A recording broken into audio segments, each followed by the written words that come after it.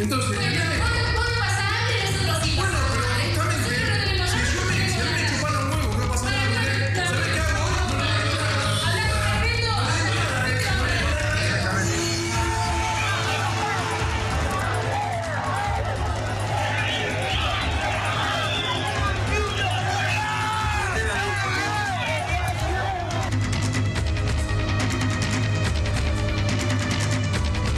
Olavarría, el caso de Olavarría que nos conmueve, el intendente dialogando con los vecinos, proponiendo un negocio ilegal, lo del Indio Solari, el desborde total, la productora que ponía condiciones que después nadie cumplía.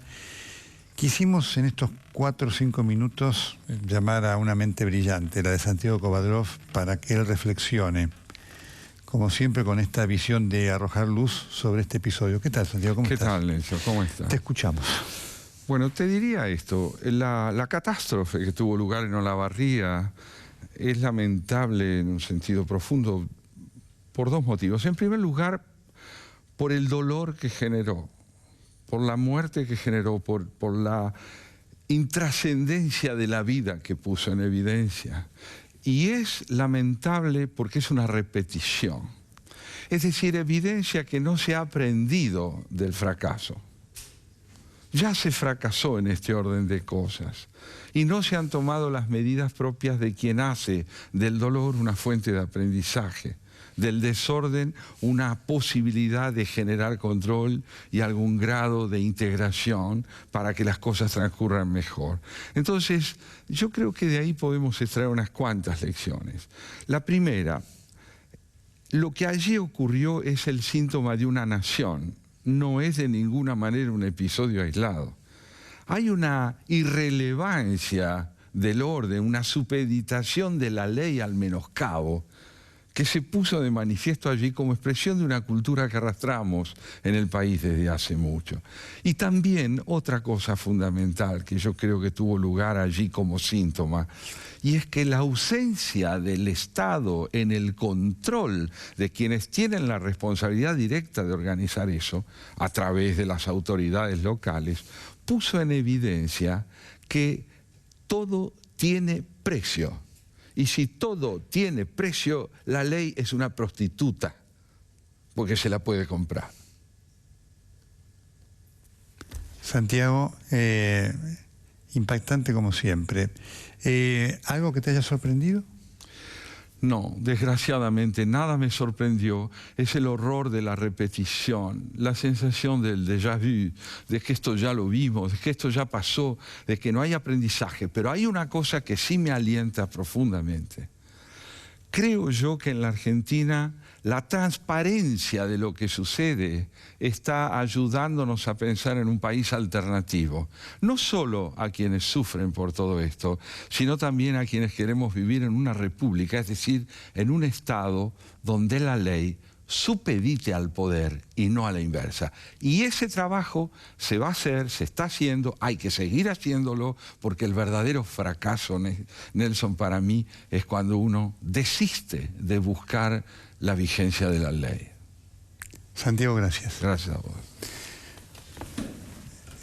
Qué notable esto de Santiago Kovadrov, ¿no? Que además, insisto, nos pone a nosotros en un rol clave, el de ciudadanos, que es del cual va a depender nuestro futuro y el futuro del país.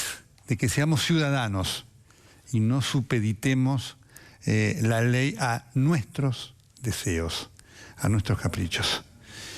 Quiero terminar con esto, porque estamos en el medio de lo que es el conflicto docente tan penoso. Un conflicto de reclamos legítimos con una metodología hoy discutible. Los docentes deberían reflexionar sobre el significado de tantos días sin clase para los chicos. Es profundo. E insisto, defiendo su reclamo. Creo que la realidad de los chicos y de la educación argentina merece otras conductas. Como se los dije a ellos, la sociedad los valoraría enormemente, no solamente en su reclamo, sino en el gesto de dar clases.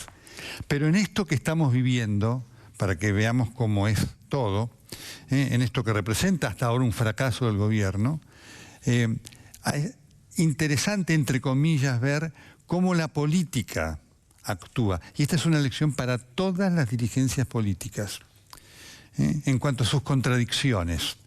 La que más vemos, por supuesto, la que más notable es la del kirchnerismo.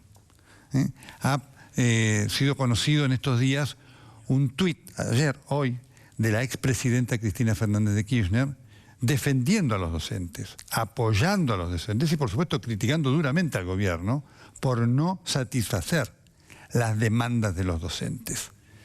Ese es el tuit de hoy de Cristina Fernández de Kirchner. Impactante, impactante si se lo compara con esto que decía la hoy expresidenta cuando estaba en el cenit de su poder allá en 2012. Recordemos. Sinceramente, de corazón, han quedado atrapados en una lógica que era la lógica de otro país. No digo que sean la panacea, no digo que estén perfectos, pero para trabajadores que gozan de estabilidad frente al resto de los trabajadores, por ejemplo, por el tiempo que también tienen, 4 horas frente a la jornada laboral obligatoria de 8 horas para cualquier trabajador, frente a la suerte también, y bueno, porque siempre fue así, está bien que sea así, de 3 meses de vacaciones frente a trabajadores que tienen vacaciones mucho más reducidas. Con el esfuerzo que hemos hecho de dotar a nuestros alumnos de netbooks, ¿cómo es posible que cada vez que nos tengamos que reunir con sus dirigentes solo tengamos que hablar de salarios y nunca tengamos que hablar de qué pasa con los pibes que no tienen clases? Muy bien. Esto lo decía Cristina Fernández de Kirchner el 1 de marzo de 2012. Esta crítica a las medidas de fuerza de los docentes.